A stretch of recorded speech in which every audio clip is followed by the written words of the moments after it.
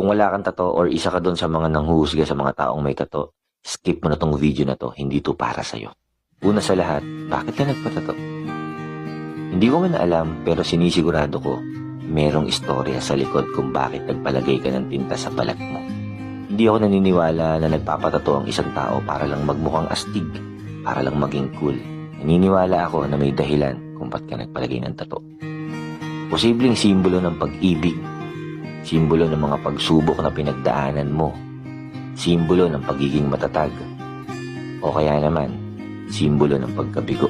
Naranasan mo na rin ba na mahusgahan dahil lang sa may tattoo ka?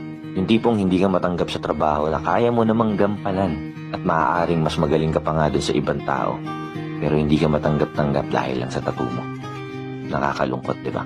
At naranasan mo rin ba na hindi ka man lang kinikilala ng isang tao ay inaayawan ka na dahil lang sa merong kang tattoo?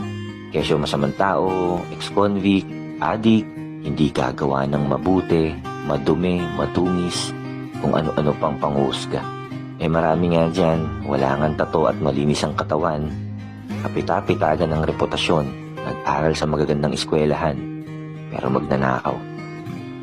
At kung sino pa yung sinasabi nila na mukhang hindi gagawa ng mabuti, sila pa pala yung mas totoong concern sa kapwa nila. Nakakalungkot isipin na maraming tao ang mapanghusga base sa nakikita sa panlabas mong anyo. Tipong hindi ka naman talaga nila kilala, pero ayaw ka na nilang kilalanin dahil sa physical appearance mo. Hindi ko alam kung bakit nila pinapakialaman ng buhay ng may buhay.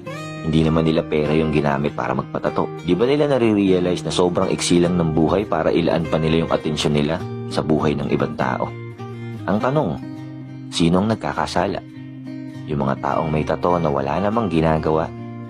O yung mga taong nanghuhusga base sa nakikita ng kanilang mga mata?